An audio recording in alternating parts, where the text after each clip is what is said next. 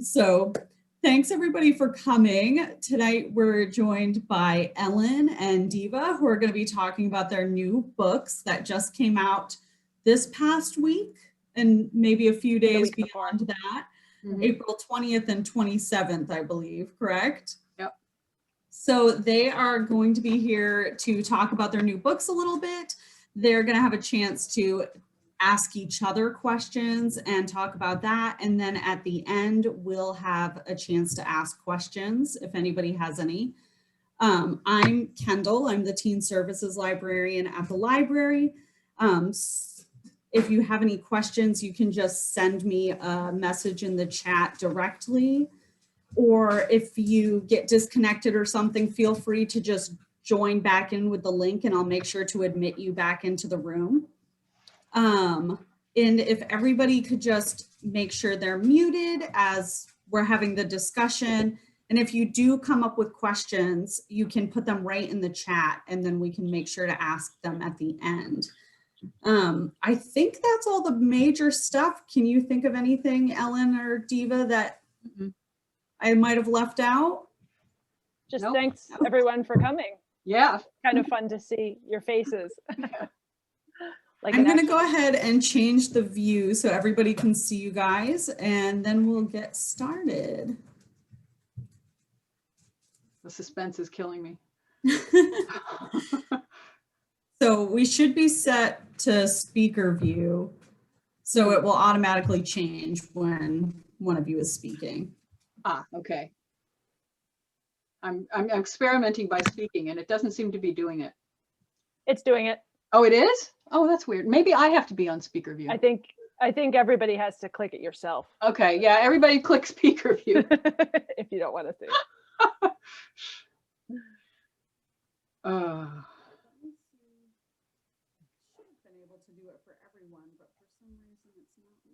That's okay. Okay, so Kendall, were you going to do any introduction, or are we zooming right into ourselves? We're talking now. Yeah, if you want to go ahead and start with your book talks. Okay. Okay, great. Yeah.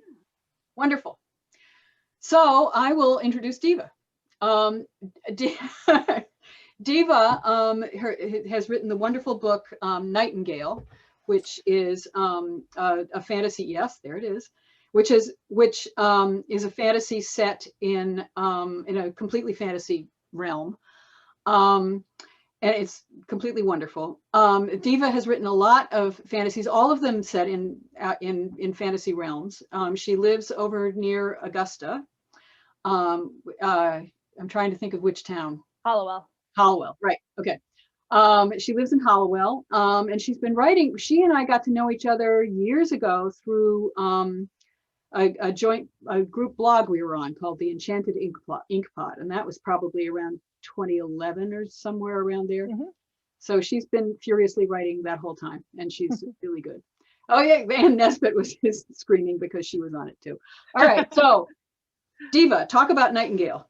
Okay, so yes, Nightingale is my 5th book. Took me a minute to count. That's been published. It came out 2 weeks ago, and it is the story of a young thief named Lark. I'm trying to show her in the cover here, but she's in a situation that's not particularly good. She lives in this downtrodden life in a somewhat industrial city where her parents have both passed away, and she lives in a boarding house that is not a particularly nice place to live, with a woman who runs it who demands that the girls who stay there pay their way, and if they don't, they have to work in these workhouses that are sort of magical workhouses that are deadly to those who work in them for too long. And so she decides to try and change her life by stealing the good old-fashioned way. So she sneaks into the Royal Museum to steal a bunch of the loot that the nobility does not seem to be needing because they just have it in a museum. And while she's there, she encounters the prince of the realm, the younger prince, and he is enchanting a magic sword. And in the course of her burglary gone awry, she ends up accidentally stealing the sword, which then chooses her to become the new champion of the realm, which is pretty much the last thing she wants to do at this point. She's more interested in just, you know, saving herself from her miserable life and keeping herself together. So the rest of the story involves her challenging herself with this choice of what is she going to do now that she's been chosen as the hero of the realm, and how does she reconcile that to her somewhat pragmatic and self-interested existence where she's just trying to keep herself together.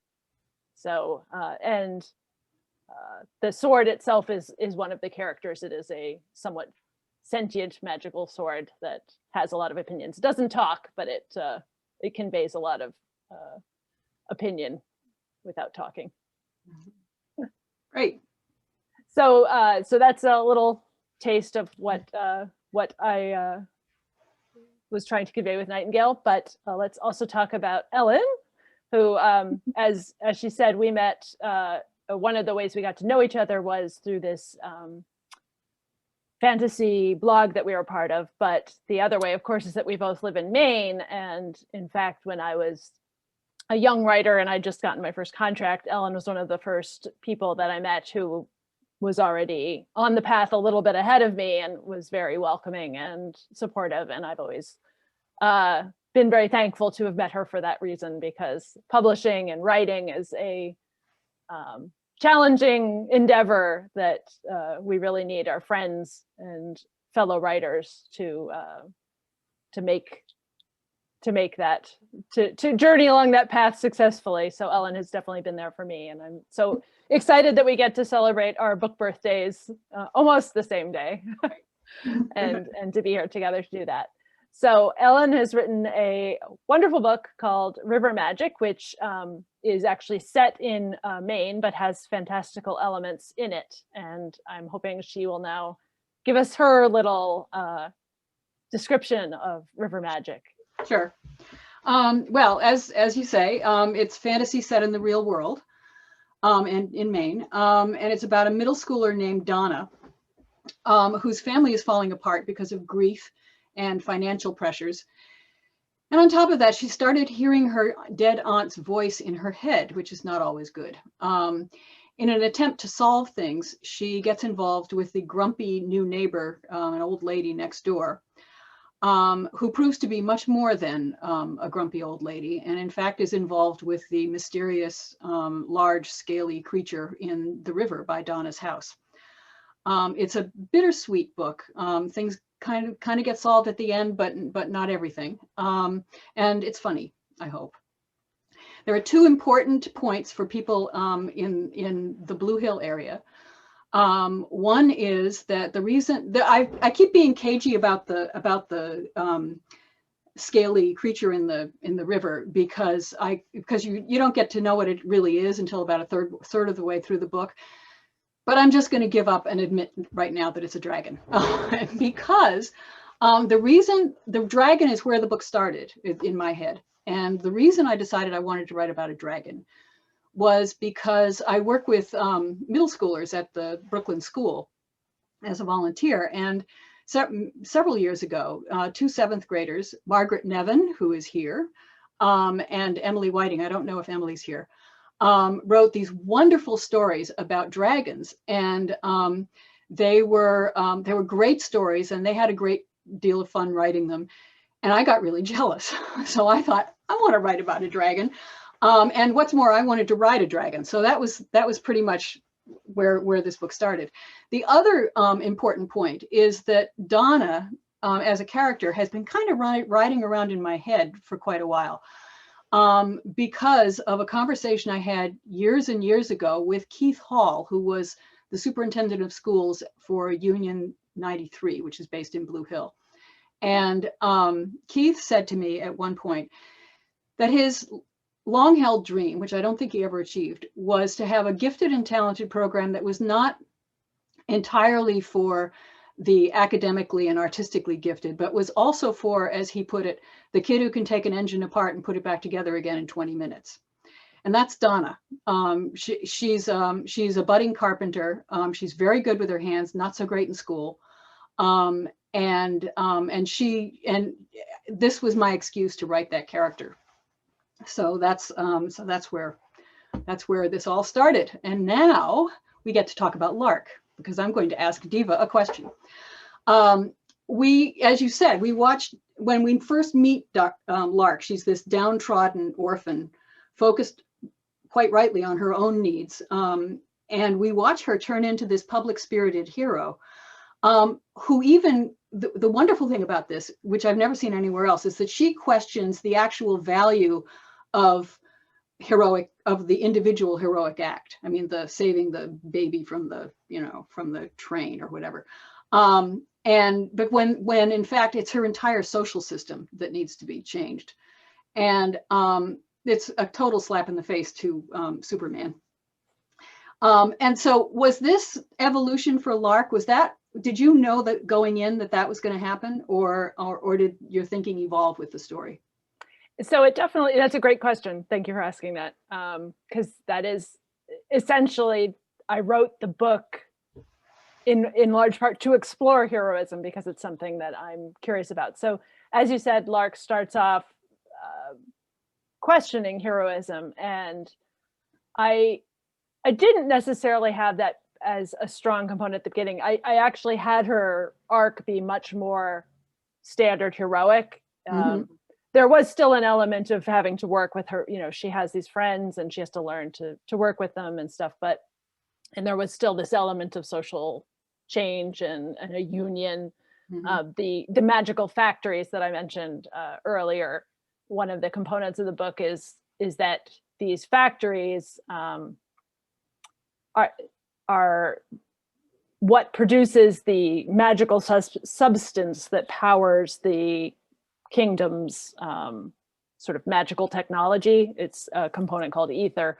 And so there are these factories where people work to refine the raw ether into the substance that can be used to power magical things. But this process releases byproducts that cause illness in the people who work there, and it basically makes them fade from reality, and they become what they call ghosts and eventually just disappear. And so obviously this is this terrible, horrible situation that does need to be changed. But strangely, I guess even I was kind of caught up in that idea that a hero needs to fight, a sort of have a big heroic moment where they fight the enemy and stop the enemy kingdom and stuff. So in the original version, indeed, it was more focused on stopping a war from happening.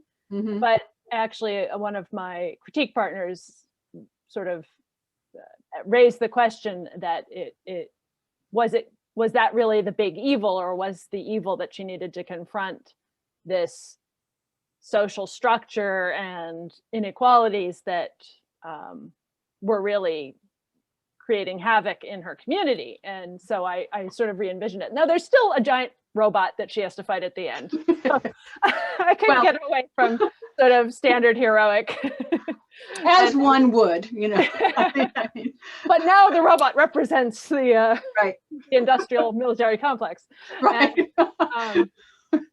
And the role that the union plays, and she has this friend who's one of the other main characters in the book. Sophie is her best friend, although she doesn't call her best friend at first because she doesn't really admit she has friends, but who is a advocate and a budding journalist, and she's an investigative person who's trying to change things in that way. And so indeed, one of the major things that I did discover as I wrote the book was I realized that, hey, I need to sort of break away from this traditional thinking of what is a hero and explore it myself. So yes, it was, and that's the great thing about being a writer, is when you do realize in the course of writing your story, you realize the same, you grow and change as a person too. So right.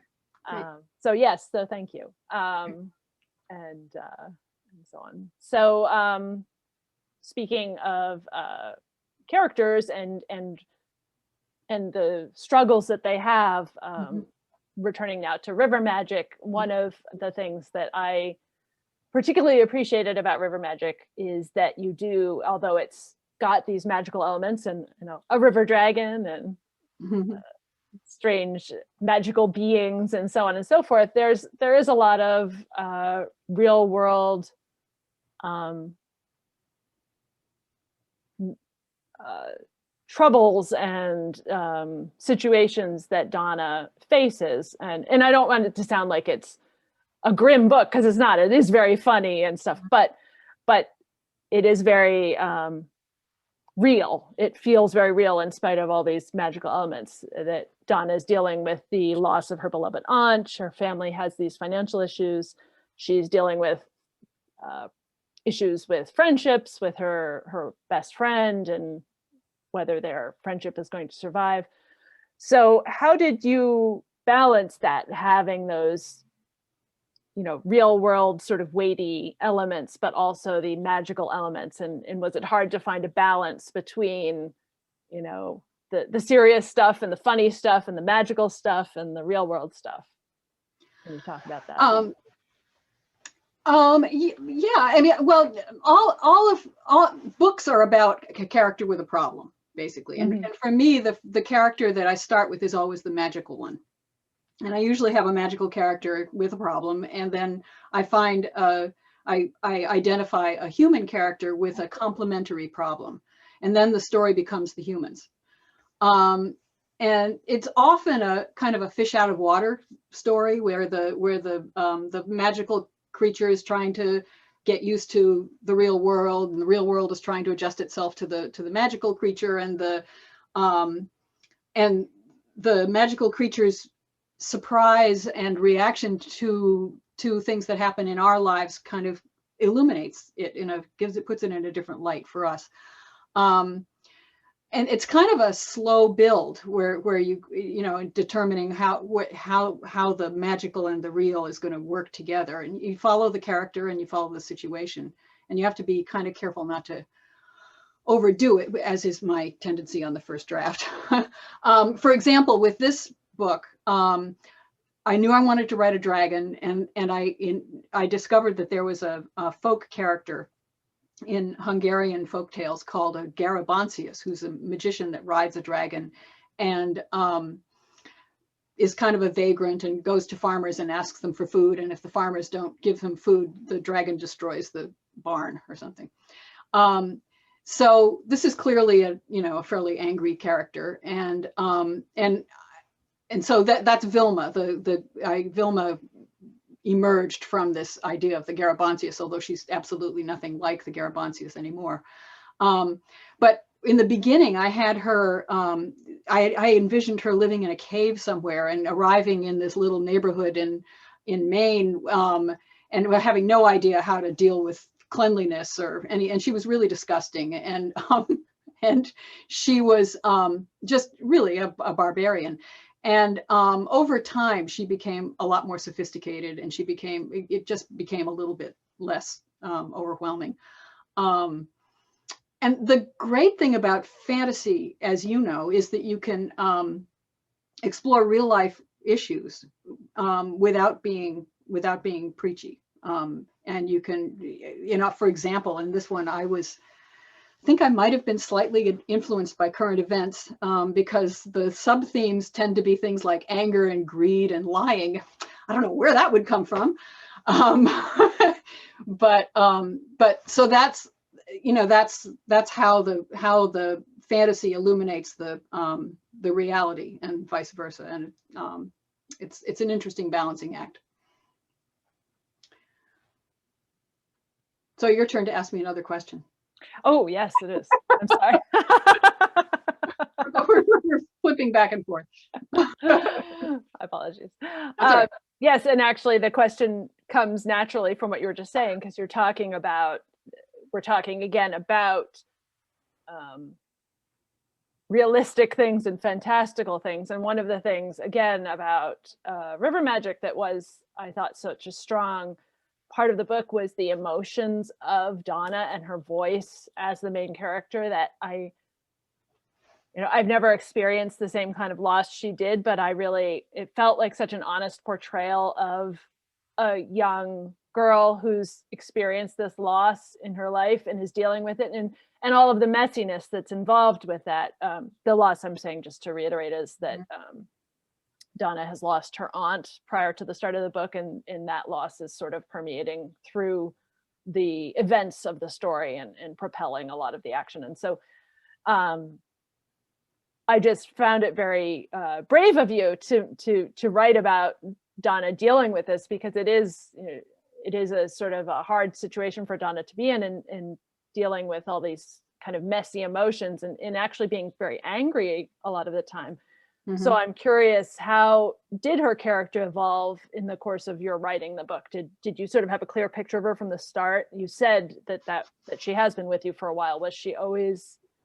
Well, no, yeah. I mean, I knew I wanted to write a kid who wasn't like me. I knew I wanted this kid who was in the back of my head from Keith Hall, who was good with her hands, and I pretty much knew she had to be a Maine girl. And I actually had a neighborhood figured out, because there's a really great little neighborhood in Vesey that's right by the river. That's basically this river, this neighborhood that Donna lives in. And where her voice was concerned, this was the second time I've written a first person character, and the first time I did was in Small Persons with Wings, and that kid hung out with adults a lot and didn't really have that many any friends her own age. And she was precocious. So I could write her basically as an adult. With her voice was very adult. Donna is not like that. So Donna hangs out with other kids. She's not great at language arts. She doesn't have a huge vocabulary. And so that was an interesting challenge to get her voice right. And I tried for kind of a Maine cadence. I don't know if I don't know. I think I made it. The anger thing is interesting, because I knew that I kind of went in thinking that this Garabansius person was going to be a really angry character, and so was the dragon. You always think of dragons as being kind of angry. So, looking for the complementary character, I was going to have Donna be, I was going to throw the book at Donna, death in the family, financial trouble, friendship trouble, going to lose her house, basically just made her life a misery. And I thought she would be angry, and she is occasionally angry, and there's a really good, healthy dose of anger that kind of saves the day at the end. But she isn't anywhere close to as angry as I thought she would be. She's really more of a go get it done kind of kid, just go through it and don't waste time getting angry. I think she really doesn't have a lot of time and energy to waste. She's trying to, kind of save herself and her family, and her the way she loves and protects her home and her family is both her strength and her vulnerability. So that the best way to, the way to really make this kid suffer is to hurt somebody that she loves. And so that also evolved as the book progressed, that I figured out that what horrible things I was going to do to Donna's loved ones. So that, yeah, thanks. Yeah, that makes her such a great character, I think, for readers to encounter and to see how she's handling all of these things that you have thrown at her, and how she doesn't do it perfectly, but she does it, and right. That's such a great, right, empowering thing to see. Yeah, I hope so. I mean, I really love Donna. She's she's kind of who I would like to be. She just kind of is very forthright and deals with, although she does under the influence of Vilma and the gold and everything else, she does start lying, and she is subject to greed, and so there are all sorts of things that happen, and it's her inner core that helps her survive all of these things. That's great. So getting back to ether. Ethercraft, which is a wonderful concept. I mean, ether is the thing that that fuels all the, it's kind of a cross between magic and technology. And you can use it to make, for example, a giant robot walk around, or make a sword, you know, have a personality. But the way the way you set up the society, and the totally downtrodden workers, the people, the manufacturing system that doesn't care that all of these people are processing this material that's going to make them disappear eventually. And the whole city just, it strikes you as being completely down, you know, sections of it are just junk, and nobody's bothered to ever fix them up. The pollution from the ether craft endangers everybody. So of course you have a union movement, and you know, and there's talk about, you know, environmental pollution and all that. When you sat down to write this story, were you intending to make a point about our world, or did that just evolve?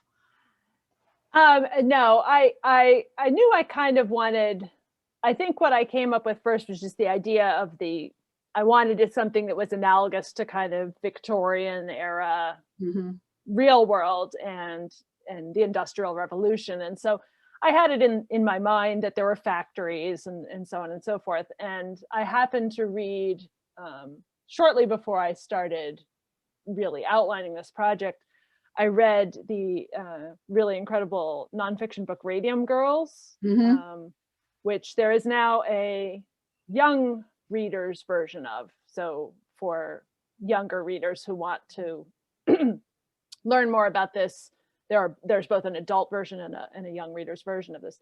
But Radium Girls is the historical, it's a real historical situation in the United States. Probably similar things happened elsewhere, where there were these factories where a lot of young women, and men too, but it was a lot of young women working in the specific area I'm going to talk about.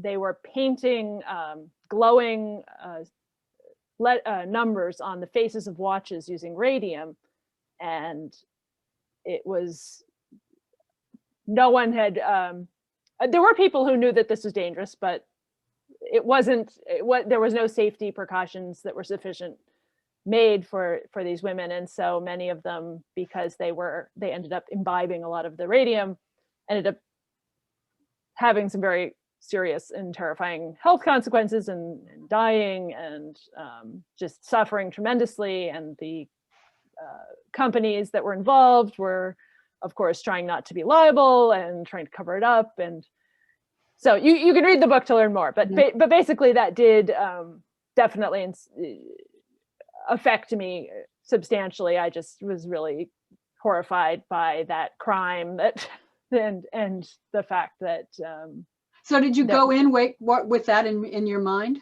So I had that in my mind, and so I was actually thinking, and I also read a book about the Triangle Shirtwaist Factory fire. So I was, I was definitely reading a bunch about the early union movements, and I mean, there's so much more. There's so many people in the real world who fought to protect workers' rights, and not just for the young, mostly white women in these factories, but people of all colors and races and genders that have been not able to work safely in their chosen career. So I definitely wanted to at least, I don't want to say that it's definitely not a direct, I'm not trying to directly tell that story, because that story is a real human tragedy, and I'm not going to say that I'm trying to do justice to it in my book, but I was definitely influenced by that, and there are some elements, the fact that the real world Radium Girls actually glowed when they were finished with working. Really? So they looked like sort of like angelic. It was kind of a cool thing. They thought it was pretty. They were shining. And so I was definitely thinking about that, and that definitely inspired a bit about the aethercraft, the dust, because in Nightingale, the people who work in the factories who are refining this dust into the ether, it does make them glow, and so it does make them look kind of pretty in a ghostly way, but it is in fact just as terrifyingly dangerous to them, except in my version, they don't die of radium poison, they fade away from existence. Fade away. Yeah. So yes. Yeah. Go ahead. Yeah. Well, the thing that I also loved about the whole ether craft thing, I mean, there was some wonderful gizmos that you created. I mean, this wonderful trash crunching monster and this soda machine that, that ends up, in fact, this wonderful soda machine ends up being quite dangerous in the wrong hands. I mean, you can be trapped by bubbles. It's so cool. But there are also limits to ethercraft. I mean, there are rules, as there have to be in fantasy and where magic is concerned. So talk to me about the whole world building aspect to this. I mean, what made you decide, how did you decide what the limits to ethercraft? Well, for me, that kind of element will often be something I refine as I'm working on the story. I mean, as you said, I think it is important to have rules and limits. And I think for me, a lot of that was targeted specifically at Lark. The way in which ethercraft interacts with her experience primarily is the form of the sword, which has been enchanted with ether. And it can fly, and when she holds it, she's lighter than air. And so there was this temptation to potentially give her all sorts of powers, but I rather early on decided that there had to be some sort of limit. So there's this, and it ended up being a part of the sort of the mystery of the plot as it evolves, is that she learns that the sword has the ability to give her 3 different superpowers. And so and did you have like a rule book? I mean, how did you or did you just because it could be awfully tempting to when your hero gets into trouble to just say, okay, guess what, now she can walk through walls. I mean, how did you restrain yourself? I think the big thing that helped there was again hearkening back to the idea that no hero stands alone, is that Lark herself doesn't really know anything about ethercraft. She's a thief, she knows how to steal things. But one of her, in addition to Sophie, the budding journalist friend that she has, her other main companion who assists her and helps her over the course of the story is the prince that she stole the sword from. And so he's actually the one who knows about ethercraft. He's kind of a big nerd about ethercraft, and that's his thing. And so that actually was helpful to me because I didn't necessarily have to figure out all the rules. I knew sort of the basic parameters, but if I was telling the story from his point of view, I would have had to figure them out a lot more because he would have been thinking about it. But since it's Lark, she can be like, well, I don't know what this is. It's blinking at me and it's making a funny noise. And Prince Jasper knows how to make it work. And so it's limited in that, he's still a young inventor, so the things that he's making don't always work right, like the transforming cloak that he gives her to cover up her costume so people want her normal clothes so people won't be able to see how she is transforms from a bow tie to a cloak, except that if it gets wet, it that was wonderful, unfortunate thing. So what I like to do is when there's something powerful like that, I like to give it a downside, like it's got some sort of quirk. So I don't know if that answers your question. But, it does. Okay. So speaking of funny things and whimsical things, there are actually quite a bit of moments in your own river magic that showcase just sort of magical, whimsical moments, specifically the dragon, which thankfully you revealed its presence, so I don't have to try and find. You don't have to talk around it. And but also Vilma, the strange new neighbor who moves in by Donna, who Donna gradually learns that she has some secrets and knowledge that are a little unusual, and in addition to having some strange items in her house that all seem to have raccoons. which I will leave for the readers to understand that. But in any case, there are all sorts of quirky, fantastical moments in River Magic that serve to really, I think, counterpoint those other epic, serious moments. And I wonder, for you as a writer, do you find that those like quirky, funny moments come more easily to you as a writer, or as you're writing? Are they the most fun part, or is the epic stuff fun, or which part of the writing process for you? Well, the Vilma is definitely, she was definitely the easiest, and the one thing, that's great. the easiest. I mean, she did evolve. I mean, she did, she started out more Garabantius like, and now she's not at all. But Donna, I really had to work harder at Donna. Vilma, the thing, I guess the thing that I always enjoy the most is whatever, there's always a figure of chaos, somebody who you just don't know where they came from or what they're going to do, or what, they're very unpredictable and possibly dangerous, usually dangerous. And that's Vilma, and that's really fun to write. I really loved putting her behind the wheel of a car, for example. That was great. I really, but it's always important that she has to be behind the wheel of a car with a human reacting in the passenger seat. So, you have to have that interplay in order to make it work. I also liked that she has this really forthright attitude towards vengeance. That, yes. I mean, to her, somebody insults you, you knock them flat. That's it. There's no, you don't worry about whether they're nice people. They're just, and Donna tries to pull back on the reins a little bit, and Vilma's like, what? Why? Yeah. This is the way life is. You whack people. She gets progressively less funny and more frightening as the book goes on, because she begins to feel the situation. Donna is beginning to fight back, and Vilma begins to feel the situation is getting away from her. And I enjoyed that part too. And I did get to ride a dragon. Yes. Yay! You got to write a dragon, and you got to ride a dragon. A character riding a dragon. Right. Yes. So fun. Great. So I guess we can move on to audience questions at this point. Yeah. Kendall, do you want to read them, or how do you want to deal with this? Yeah, I'm happy to. Can you guys hear me? Yes. Okay.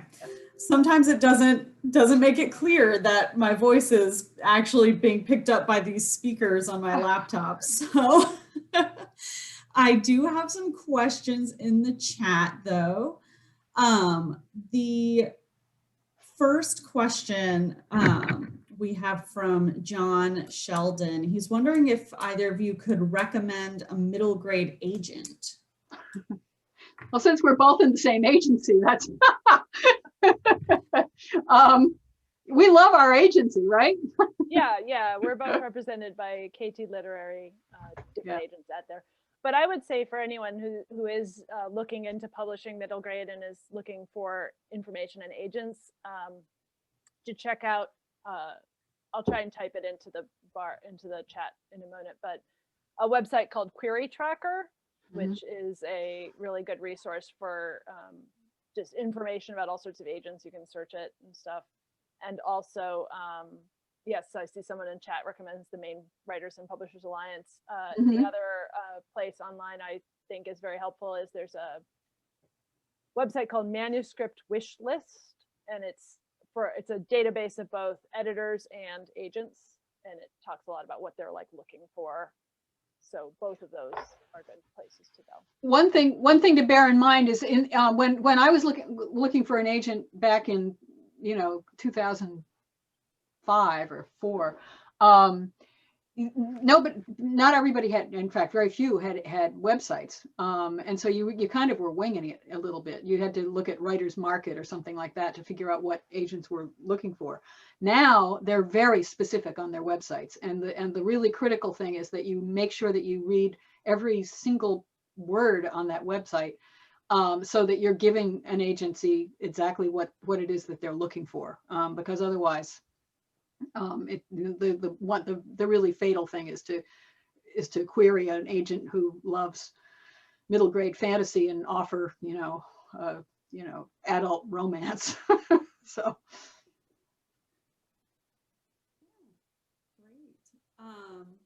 Let's see, from Carl Little, he's wondering from both of you, who are some of the fantasy authors that you look to for inspiration?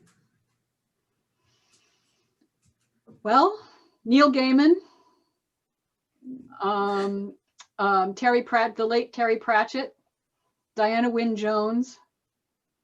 Diana Wynne Jones was the author that I read that made me realize that fantasy didn't have to be set in a fantasy land, that you could actually put fantasy characters and real life characters together, and that was important.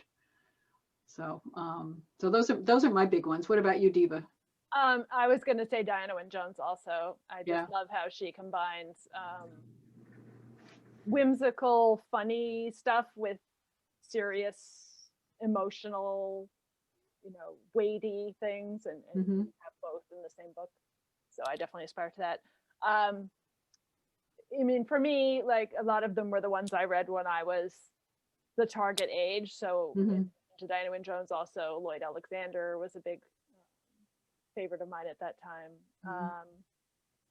These days, I love seeing what a lot of the let's see, some of the recent ones. I really enjoyed just recently a book by the author Julie Abe called Eva Evergreen, Semi-Magical Witch, which is just delightful, whimsical, charming fantasy novel. And let's see, before that, I really enjoyed the Tristan Strong books, which are, I think their third one is going to be coming out this year. So also anything by Ann Nesbitt, who happens to be here, but I would say that anyway. So right now we're just in a really wonderful time where there's so much good fiction out there. So absolutely, yeah. Yeah, and there is, Anne does fantasy that's mixed with with fantasy mixed with reality, and there's a lot of that, which is, and I don't think there was that. It seems like in the old days it was mostly high fantasy, where it was in a fantasy land. But yeah, I guess there were some, the 5 children in it and all that all those. The Dark is Rising. Yes. Yeah, right. Exactly. I guess I'm wrong. Never mind. No, it's just easy to find counterexamples once you're looking. No, I think you're right that there's this idea of fantasy. I think that most people would think of it as like, princes and princesses and wizards and all of that. That was so great. You both mentioned so many of my favorite authors and some books that I love. I mean, granted, I'm a librarian, so I have a bit of a bias, but that was wonderful. Our next question is from Ann Nesbitt. She's wondering, how would your main characters, Donna and Lark, fare if they were plunked into the other, what a great question. created by the other author? You go first, Deva. Well, for Lark, it would really depend on whether or not she had Sword with her. So Sword is right. The magical sword that gives her powers and has a personality that, and if Sword was there, she would probably, do the right thing and try to heroically help the stuff that's going on. But if she was on her own, she would probably just steal all of Vilma's gold and run away. Right. I actually think Donna would actually kind of get along in Lark's world. I think she'd immediately become friends with Prince Jasper, because I mean, I think his ethercraft nerdiness would really appeal to her. She'd learn, she would be learning all about ethercraft, and I think they would make a good team. I mean, she would build the structure, and he would make it magical. Yeah, I think she'd actually be a little ticked off at Ethercraft, though. I mean, I think there might be something about it that would offend her. That, that instead of being structural, there was something. So instead of operating structurally, it would be something that would come in. Yeah. That was magical. I think she'd get along with the other girls at the boarding house. Yeah, she would. She'd probably get along with them better than Lark does. Yes, she probably would. She has a better gift for friendship. Yep. And she could have Great question, a Ann. soda fountain. So now we just need someone to write a fan fiction about this happening. Yeah, right. That's so great. Let's see. Nancy is wondering, what are your guys' best tips for writer self-care? For self-care. Don't read reviews. Yeah, exactly. That's the big one, is don't read reviews ever. The thing to keep in mind, some people can read them, but that's more for, published writers. But I think for just general writers, it's to just try to remember what's fun about it for you, and remember that it's a long process to create a finished book, and along the way you're often going to have periods of time. Even the very best writers that you love have times when they despair and are disappointed that the book does not match their vision of what they want it to be, which it never will.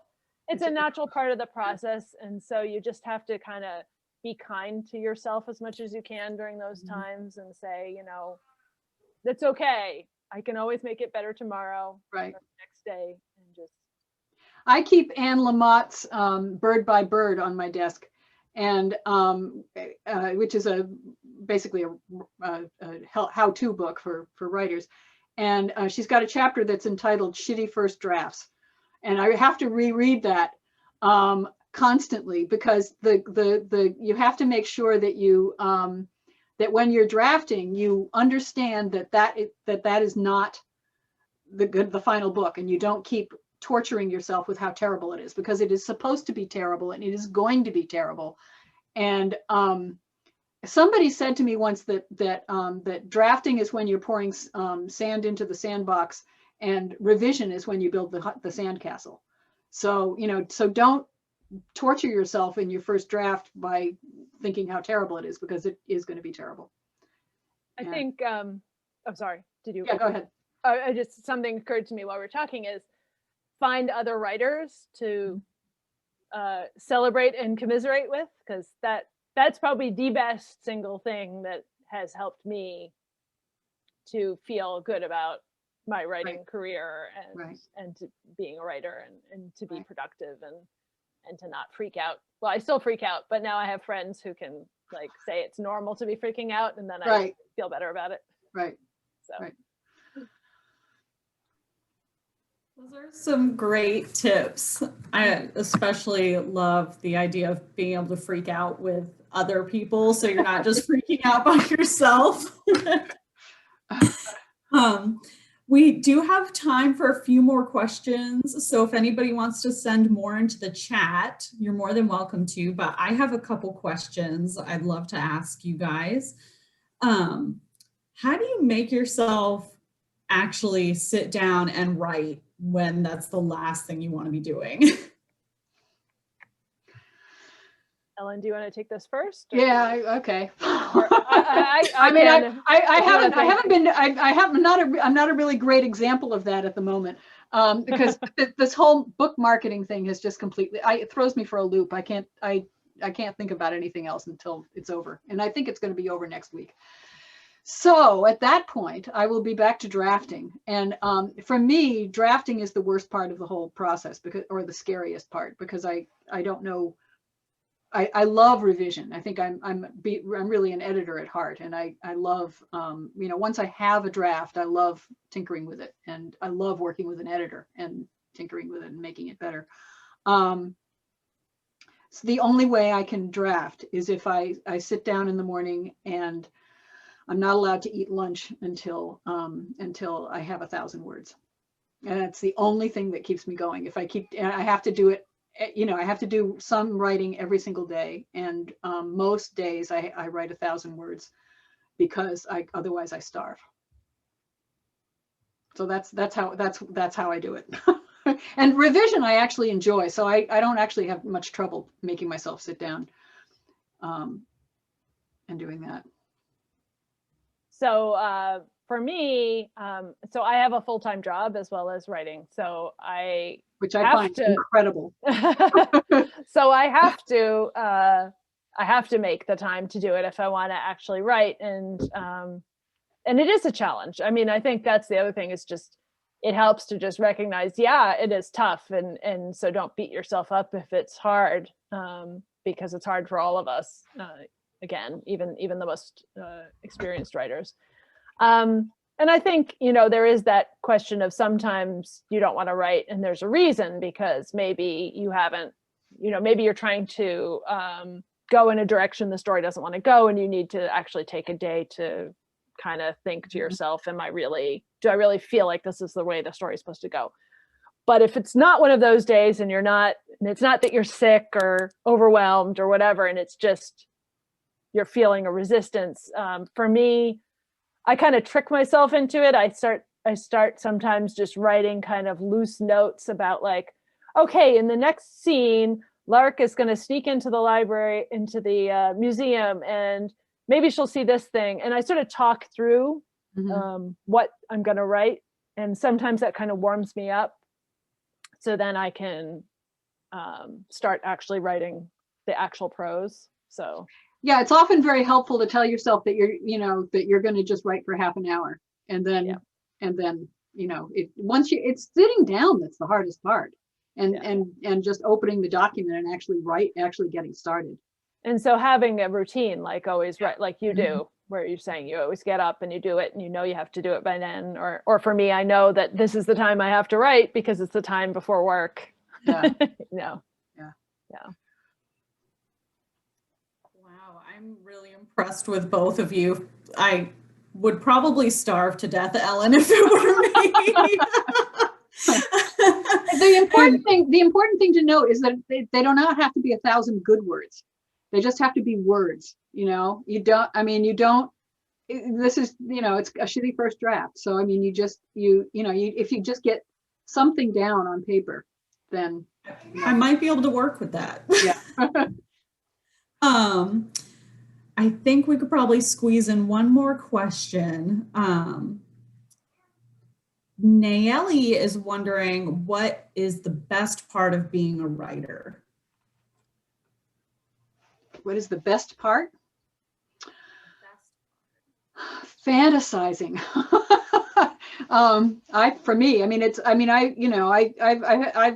Most of my life, I was a newspaper person for most of my life, and I still had a very active fantasy life, and it's very wonderful to be able to actually indulge that. I mean, if I'm walking in the woods, I'm always looking at secret portals that go somewhere, if I step on that rock, you know, it sinks into the ground and I'm in another world. So, you know, it's wonderful to be able to just spend my whole day doing that. Yeah.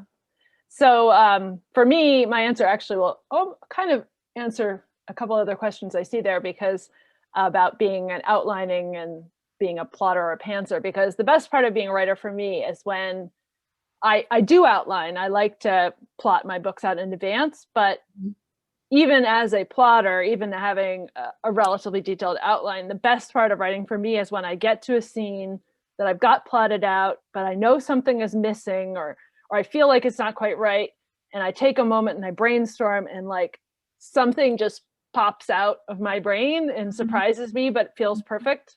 In the book that I just sort of finished working on, that's going to come out next year, I was in a scene where the heroes were or the protagonists were in this barrow crypt looking for this magic item, and I knew I needed them to interact with something, but I didn't know what it was going to be. In my outline, it was just like, they need to find the, you know, the magic sword, and there needs to be something that stands in their way that they need to deal with, but I didn't know what it was.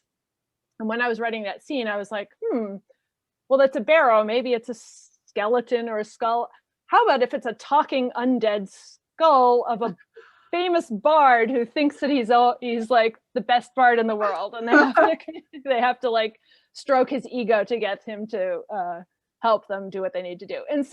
And then he took on a life of his own. It actually was really fun to write. And so even though I do have these relatively rigorous outlines, those moments where something surprises me, but just sort of feels perfect, that's like the best part, because it feels like the story has just come alive and right in my brain. That's a wonder. Yeah. And it often feels as if your story's all written somewhere in the back of your head, and there's a locked door. Yeah. And somehow there's a key to that locked door, and every once in a while the door cracks open key. and something sneaks out, and it's a big, you know, it's a revelation. It's really, it is a cool. Or a talking skull. Yes. Yeah. Mm-hmm. That's so wonderful. I'm really intrigued by this skeleton bard, Deva. I think that's going to be fantastic. It reminds me of something out of Dungeons and Dragons. Like, it just sounds delightful. So if anybody's interested in Ellen or Deva's books, they are out now, and you can get them at a couple of independent bookstores. I know Ellen's book, River Magic, there are signed copies available right at Blue Hill Books. So if you're local, you can go right there and pick up a copy. And Deva has signed copies at Print Bookstore in Portland. And they both have websites where you can order. They're both online. And you can actually, I was going to put the links in the chat, but I realized it probably won't be there long enough for anybody to see it. I just put mine in. Thank you. But just a quick Google search, they're the first thing that pops up too, which is really fantastic. Yeah. And you can probably go to our websites to see links to Ellen's and mine. Right. If anybody would like me to send them links for anything, please just send me an email even. You can email me. It's kendall.chapman@bhpl.net. I'm happy to answer anybody's questions or connect them where they need to be connected if they didn't get a chance to write something down from the discussion today. But I just want to thank everybody so much for coming. Thank you, Deva and Ellen, for your time. It was so wonderful getting to hear you guys talk about your books. And I'm really excited to get them out to some kids at the library. We have them on order, so they should be here anytime. Well, thanks everybody for coming, and thank you to the library and to Kendall. Yes, thank you all. It's so great to see your faces, and I hope you find lots of great books to read, whether they're ours or someone else's. Well, it was a pleasure getting to work with both of you, and I was so happy to see everybody that came. So thank you. I hope everybody has a great night, and I'll see you hopefully around the library. Bye-bye. Bye.